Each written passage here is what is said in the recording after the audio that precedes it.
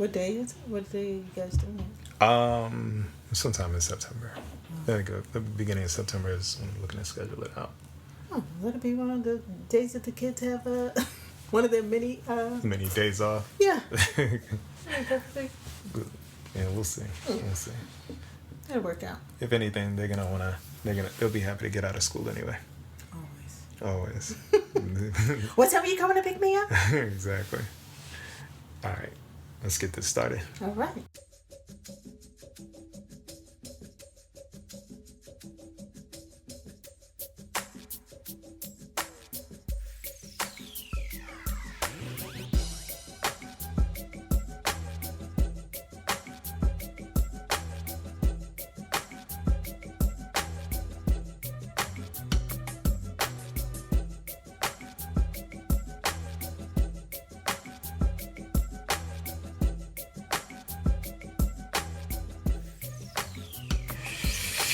Hey everybody, welcome to another episode of First Off, Mr. Q. Mr. Q, like it doesn't matter. I was hearing you. I was how many times sensing you. It's like at a certain point, it just starts feeling like I'm starting to feel like it's corny.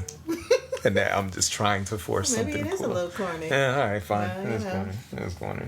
Listen, I am dad jokes extraordinaire. If you can't handle dad jokes, then it is what don't it listen is. to me. It is what it is. But you killed the mom jokes, though. Do I? Yes, so much so that both of our kids, they killed the mom jokes, too. And I'm like, all I can do is just shake I my feel like head. all they're doing is making fun of me. I don't know that it's mom jokes, for sure. That's what you do to them all the time. Well, That's why it says a mom jokes. Like you just clown them all the time. You don't clown them? And they have such great self-esteem. No, I'm the good guy. Oh, when it comes to the parenting. You're the good guy. Oh, okay. No, I'm not really the good guy. I don't think I'm the good guy. I don't think I'm the good guy. I am that guy. Oh. Who's he? Here he comes again. Go do the dishes. Take out the trash. I'm the one who always says go do the dishes. Yes, we have our children do contributions in the home. Yes. As they live here and as they partake in whatever this world is. And every once in a while they'll call them chores. Yes. And we're we call them contributions. They're contributions. Yes, you live in this house. Where'd you come up with that Jedi mind trick? Returning. No, that was part chores? of a parenting group from their previous school, and they made it a point to say in this it was like a little parenting workshop. Mm-hmm. I think they were really trying to get us to pay into taking parenting classes, and I was like, oh, okay, so what tricks do you have in this? More tips and tricks? Parenting tips and tricks I'm talking about in this 1 hour informational session as to why I should or shouldn't pay for this. And one of the big things is they did not call it chores. They called it kids having contributions to their home or contributions to themselves, really. Yeah. So I think it's fruitful. I think it's necessary for them to know that they live here and that we are grateful that they live here with us, and just like we contribute with the laundry and the food. Like we're a village. Everybody has to play their part. Everybody has a role to play, and everybody has to contribute to make sure that. And one of their roles is to set the table. One of their roles is to do the dishes. Put things away. They don't complain about it though. To their credit, they did in the beginning. Like when we first started, they were like, it's not country. Got to do my chores. It's like, what? Yeah, they call it chores less these days. Yeah. But yesterday, I asked Evie. I was like, "Okay, Evie, it's time to hop up and do the dishes." I did the dishes earlier today. I didn't say anything. I just stayed silent. But I wanted to be like, yeah, that was earlier today. That's today. Now there's new dishes. Let's do it. As if she didn't eat anything since the last. Nobody partook in any type of. Nothing happened. Nothing happened between then and today. All right. Let's move on from the Parenting 101. Let's move on from the contribution. Parenting 201. Let's talk about what we were celebrating today. Oh, what we're celebrating today. So today, August 20, was my mother's birthday. Mm-hmm. She passed. August is a big month. Yes, birthday. It's a big birthday month. Yes, for our family. And she was just a beautiful light. She passed away in 2021. And when I tell you she loved being a Leo, she loved being a Leo. As soon as August rolled around, she was happy to celebrate all month long her birthday. You know, I'm a Leo, and Leos roar, and I'm going to go here, and I'm going to go there, and I'm about to hang out with so-and-so. We're going to try this new restaurant. And so she was just always so fun and bubbly and helpful and kind and beautiful and super smart. And I miss her a lot. So today we partook in. I'm doing a lot of partaking.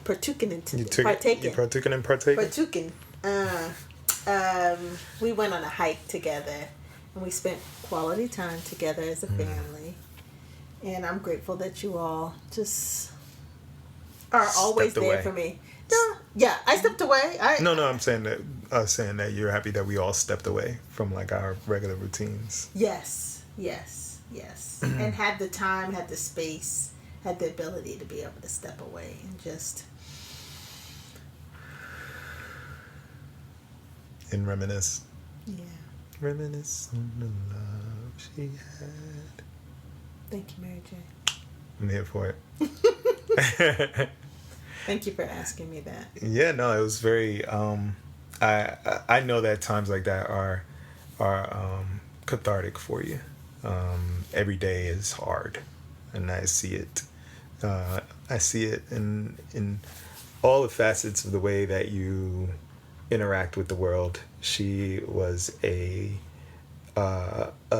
counselor to you in so many ways, where it's like when you would get riled up and start throwing your fists into the air, she would find a way to be like, okay, now what tone is that? Because everybody knows that when you start getting angry, the pitch of your voice gets higher and higher and higher. What octave is that's that? What it was. What octave is it? And so, and also, you know, she was always the person that made you laugh, and you know, your go-to. That was your best friend. I don't call my mom. She is. She is your best friend, and so. You know, whenever this day comes around, it's a good day to just kind of take a step back and be grateful and reminisce and look at pictures and just take a moment to just breathe and express gratitude for who she was. Yes. Who she is. Yes. And how she poured into so many others. Mm-hmm. So, yeah, I don't have her to call on, but I have my dad to call on. I have my sisters to call on. My sisters, the three of us all sound like her. We all have her voice. People used to call the home phone when that was still a thing, and they would just start saying, they would come on and they'd say, Darrilyn, or they'd start giving all whatever gossip they had to give, and I'm like, this is hold on, before I hear something I'm not supposed to hear. Slow down now. Slow it down. Unsubscribe. I'm only 9.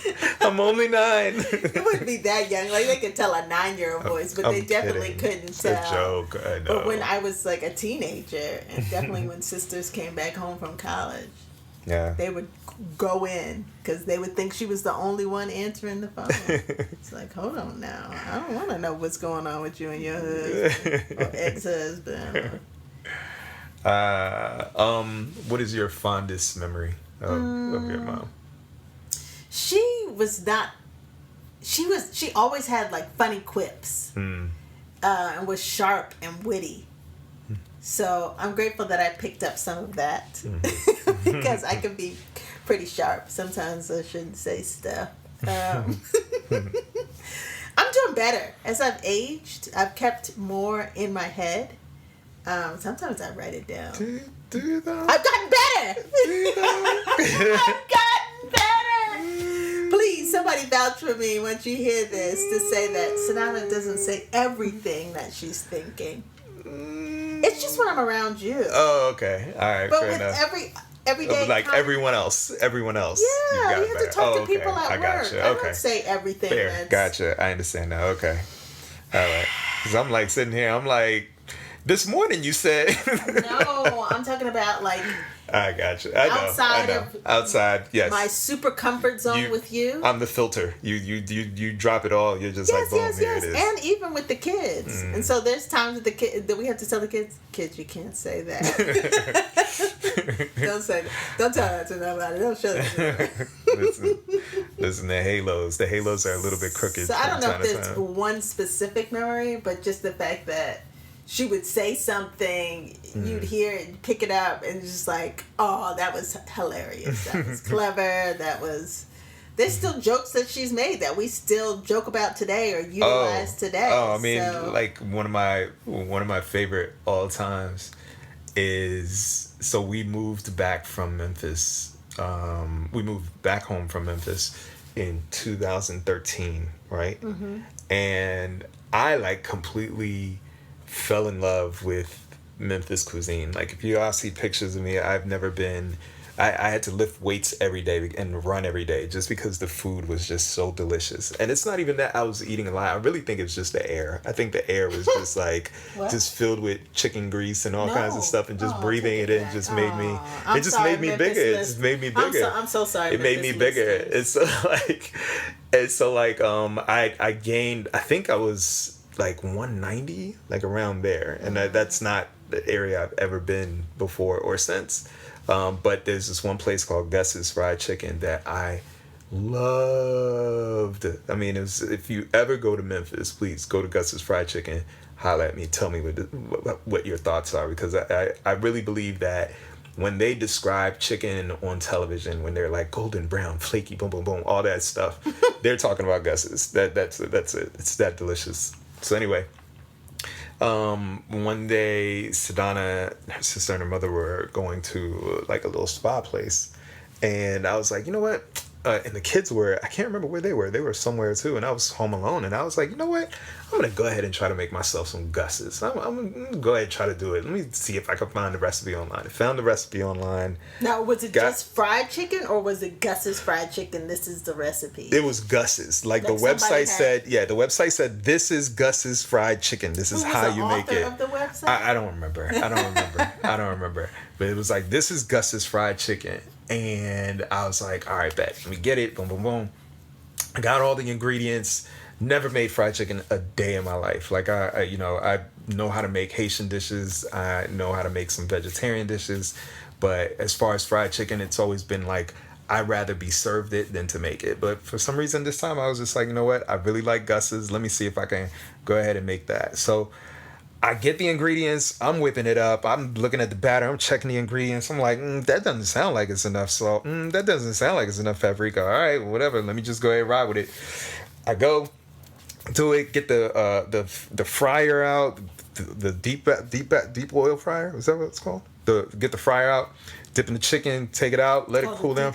The deep fryer. Deep fry, dip the chicken, take it out. And I take a bite out of it, and I'm like, this ain't it. Like, it wasn't good at all. Like, I was mean, the chicken cooked? The chicken was cooked. Everything was cooked, but like the seasoning was way off. The recipe for the seasoning was way off. And so Sedana knew that I was doing this, and she was, wanting to know. As always, like when it comes to me cooking something or trying something new with food, she's always like, so how did it turn out? Even though she's a vegetarian, she doesn't eat that, or pescatarian, she doesn't need to eat things like that. She was like, so how did it turn out? I was like, nah, it wasn't good. The seasoning was way off. And they were all riding in a car together, and I just hear Ma bust out laughing like she is cracking up. She's like, you try to make Gus's and you couldn't even make us's. I was done.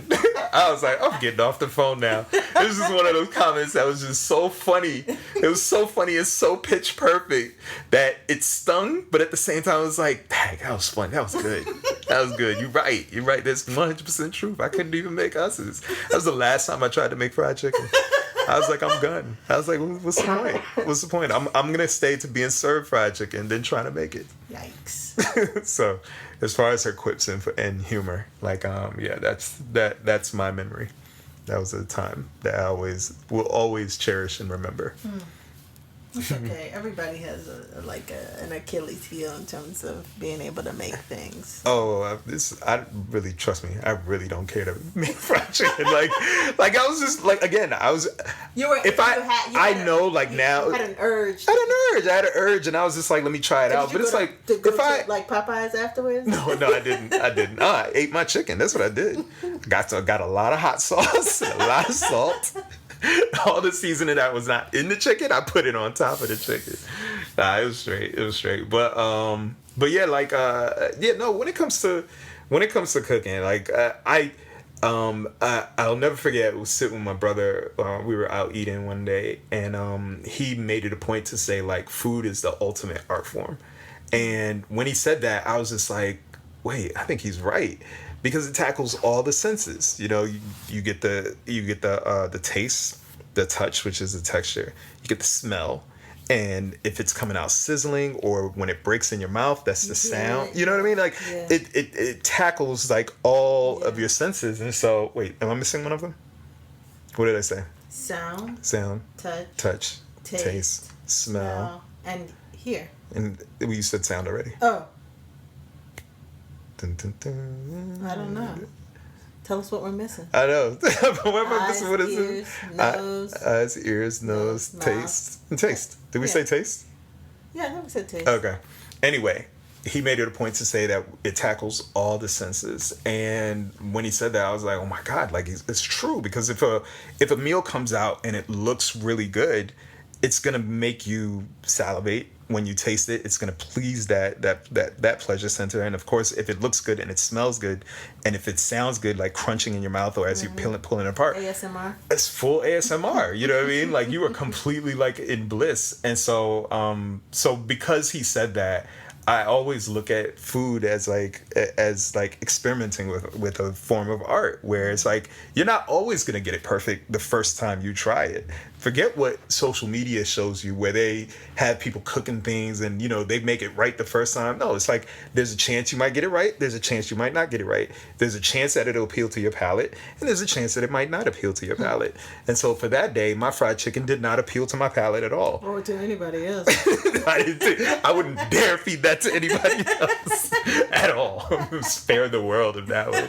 But if I did have that inkling again, I learned from that experience. And so I'm sure I'll be able to get it together the next time. Mm-hmm. It would just most likely be a little bit too salty and a little bit too seasoned. But you know what I mean? I'll find that. I'd figure it out somehow, some way. So yeah, so all in all though, today was a very, very fun day. Yeah. We had a really great time with the kids. Benjamin was asking about how you and I met. Not how you and I met, like our first date. Mm-hmm. And while we were over there, I told him that you and I had a date that was a date. And so I ended up telling him the whole story. And I was just like, I feel like he's heard this before, but I guess it's one of those things where it's like, because we were there, he wanted to hear the story, like walking there. But that was our first non-date date. That you told me not non-date date. Oh, I'm using your term. I know last week I said, what are you talking about? Non-dating. Like we were friends. But that was our first non-date date. Mm-hmm. So, yeah. At Great Falls. There were supposed to be 3 of us that went. And then our third leg kind of just drifted off with his girlfriend. So he wasn't his girlfriend at the time, his now wife. Oh. But at the time they had just met. They weren't dating? No, they weren't dating. Oh. Oh, well, actually maybe they were dating. Yeah. I think they were a couple. They were a few months. No, we were just friends. Was that was the springtime, right? That was summer. I feel like that was a summer break. Oh, so maybe they were dating for about six months. That was a break from school. Ah, yeah. Okay. He was like, "Oh, okay, I'll meet up with you," and he was like, about that." He goes to this. I'm gonna try to pursue this woman. He was like, live your life, guys. Have fun. Right. And then he ended up being my best man. Yes, he did. Yeah. Shout out to Verse. Yeah. He does the music for this. It all works out. Yeah, it did. It did all work out. It was great. But yeah, it was funny because he was like, at a certain point, he was like, tell me more. And I was like giving him details and stuff. And then he went to you. Tell me more about the non-date. About the non-date, Oh. yeah. No, like the non-date and everything that led up to us actually starting to date. Oh. And I was giving him details, and then I was listening when he went over, when I was like, ask your mom, she'll finish the story. And you gave him like 2 sentences and sent them on his He way. was happy. I know. That's He was what's like, funny just to tell me the ending. And to me, I was like, dang, like what was I giving him all these details for? Think about it, he was asking like probing questions you too. talk more than No, I he was talk. giving probing questions. Oh, well, when it came to me, he was like, Mom's not going to give all the details. Like, all right, this is Because she was like, he was like, Ben said, tell me what happened after you were like bawling your eyes out crying after getting dumped by a guy. And you talked to... I was like, okay. You were like, which time? That's what you said. You said, which time? Which guy? Which time? I was unlucky in love. Let's just say. I was unlucky in love. I don't know about that. It all turned out great at the end. Had to kiss all the toads to find the prince. Uh-huh. King. The king. But yeah, I would say that today was a good day. It was a very good day. Last weekend we celebrated another birthday. Yes, our daughter turning 10. Oh goodness, double digits out here. Yeah. Now we're entering the realm of teenagers. Yeah, double digits. All the kids have double digits. Yeah, it's gonna be with all the hormonality. Is that a word? Yeah, personality and hormones. I like that. Hormonality. Trademark Vivens. Yes. Yes. All right. So yeah, all the hormonalities. I think that the future is bright, and I think that Evie is going to give you a lot to work with. Yeah. I keep, since she was about 6, I've been saying to you, she's been giving you a little. I've been saying, brace yourself. Brace yourself. Okay. I've been saying, brace yourself. It's okay. It's okay. This podcast about to sound all kinds of different. Life is a roller coaster, but I'm just saying, life is a roller coaster. So, what are going to be your strategies in like working? Well, what did you all pull to my attention recently? You said that when it's time for me to get firm with somebody. It's them. They said it. I'm like, but you co-signed. I co-signed, but the fact that they pointed it out was hilarious to me. So I was like, here we go. Let them. Get the volume of my voice gets much lower. No, I get quieter. I get quieter. No, you get very calm and measured. Yeah. You sound like Bruce Banner trying not to turn into the Hulk. That's how you sound. And I think that scares them. They're like, oh God, here she comes. Right. She ain't animated like she usually She's using her heavy voice. She's using her serious voice. It's your serious voice. That's what it is. Voice. Yeah, like when you. And so I guess they don't hear my serious voice regularly. No, they hear it, but it's like when they hear it, it's just like, oh gosh, okay, we need to. Because for the most part, when you're getting at them about something, you're high pitched, like up here. Yeah, you do.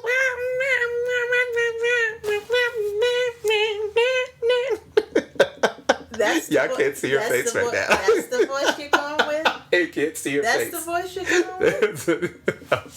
I'm showing your voice. Sleeping on the couch. We got a comfortable couch, so just nestle in. I'm like, all right. Guess I'm coming sleeping on the couch today. That's really how my voice sounds? No, your voice gets high. It does get kind of meowish. Oh. In my ears, many Rippertons. So it's many Rippertons. No, only when you're singing, baby. Only when you're singing. So your voice gets really calm and measured, and then like that's when you deliver. Who wouldn't want that? No, nobody doesn't. No one. So no one rejects it. In all of the ways to be able to communicate seriousness and firmness, I get quiet and measured. That's so much better than getting yelled at. Didn't you recently say that you observed Edie's friends? Yeah. Her mom was like, "Get you in the car." Like she was like yelling at her. You're not going to hear me doing that with my kids. No, you do that. Oh. You do that. No, what it is that when you need to tell them something, Like you're basic. This is your locked in parenting moment. You know, like sometimes But you're not gonna hear me cursing at my kid. I'm not athletes. Cursing. No. Y'all can't see my face. The athletes. You're not cursing them out, but you're cursing in the periphery. I'm cursing in the periphery. I'm not cursing at them. No, you're not cursing at them. You're not cursing at them. This is going to be a revelation for a lot of people that know you. What? Sedona curses? What? No. What? They're clutching their pearls right now. Gasp. You do yell. You do raise your voice. But it's like when you are trying to get something straight across the bow and you're like, look, I am not in joke time. This is not mom being mom. This is mom 2.0 right now. And mom 2.0 is saying it needs to stop, or you need to do this, or you need to do that. And so the kids, they see it. It usually happens when we're doing family meetings. Like, that's usually when you do it. You're like, I know that, but I'm a blah, blah, blah, and I'm a blah, blah, blah, blah, blah, blah. And they go like, okay. That sounds better than meow, meow, meow, meow. But I'm saying, you usually do meow, meow, meow, meow. You know your voice gets high when you scream. I mean, we just talked about how your mom used to be like, what octave is that? I'm quite animated. And I love you for it. Thank you so much. Wouldn't have it any other way. Thank you. Wouldn't. What about you? What octave do you go to? I mean, I don't have any kind of rage issues or nothing like that, but when I need to lay down the law, fear is in their eyes. Poor kids. I know, for the most part, like, both of us, for the most part, I will say, both of us are even keeled. Mm-hmm. Like, we do not, like, it would have to be something extreme for us to, like, raise our voices. Like, we don't raise our voices at our kids all the time. I will say that you probably do more so, mostly because, like, you'll be screaming at them when they're on the other side of the house. Me, I will go to them and be like, hey, I need da-da-da-da-da. But you'll be like, Benjamin, come da-da-da-da, clean your room. You know what I mean? So they're used to that. And me, I'll go to them, I need you to go something. But for the most part, like, we're not, if we're angry with them. Yeah, but I'm yelling not because I'm mad. I'm just. Yeah, you're just yelling you're barking orders. Yeah. That's what it is. You're barking orders at them. Yeah. You know, like a drill sergeant. So you must have got that from your granddad. The military background. My mom would do that. Oh, there you go. That's where she got it from. My dad would do that. Oh, really? He used to bark? Yeah. He used to yell? Oh, that's interesting. I can't see that. I don't see that. So anyway, but no, like, we don't like yell at kids, yell at our kids in anger. Yeah. You know, whenever we have an issue with them, we talk to them. But if there is an instance where it's just like we reach a boiling point, for me, it's always like, I will speak to you calmly, but it's like being at it's like trying to get somebody's attention. Like, if somebody's on the other side of the room, you're gonna be like, hey, so and so, like, let's say Charlie, and that's when Charlie turns around. To me, that's my parenting philosophy. Like, I'm going to come at you, like, real calm and try to get your attention about whatever situation is. But it's like, if I keep having to address it over and over and over, at a certain point, you're not hearing me, so my voice is going to be raised. And usually that's when they change. I mean, for the most part, they, like, when we tell them to do something, they take care of it. Yeah, they hop up. They take care of it. You know what I mean? They take care of it. But they usually don't go out of their way to be like, you know what? I noticed that there's this trash on the floor. No. Let me pick it up. Yeah. It's like, Evie, you walk past this piece of trash 3 times. You don't want to put it in the trash? It's like, just scoop it up. Just scoop it up. I mean, they're kids. They're kids. They're kids. At the end of the day, they're kids. And I remember being the same way. Yeah. My mom used to say the same things to us, like, so. I mean, you know, they have tunnel vision. When they are going to do whatever it is they're going to do, they don't see anything else outside of that. It's just not in their purview. And so, as a result, we're like, hey, get it together, pay attention, look in this direction, and once they do, they get it, and then we keep moving. So, what are you watching these days? Ooh, Screen time. We're into screen time right now. I was just telling you earlier how I'm loving the show Alien Earth. I like the Alien series baseline, like Aliens, and the subsequent movies. The one that came out last year I really liked a lot, and I love Prometheus. A lot of people didn't like Prometheus, but I really love Prometheus. I like shows and movies that are deep in lore and that have a lot of subtext. And in the art that I create and the writings that I do and my film that's coming out, it is definitely about the subtext. And so Alien has a lot of that, where it talks about it talks about things that I don't think that I think that sci-fi needs to do. It does what sci-fi needs to do, where it brings up issues like capitalism, greed, profiteering.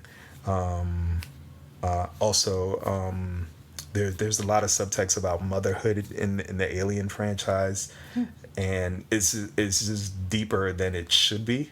But the people that write it and the people that create the shows on the Alien franchise are just very, very smart. And when they hit those notes, they hit those notes right.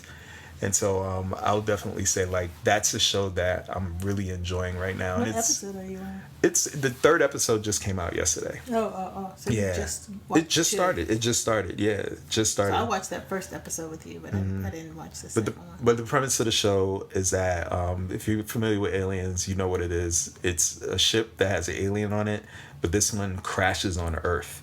And 3 corporations basically run the world. And when I say run the world, I don't mean like Amazon runs the world kind of thing. No, there are no governments. It's corporations that are running 3 different places on the planet Earth. And one of them is called Prodigy. And the Prodigy district is kind of like in Asia. And it's basically covering most of the Asian continent.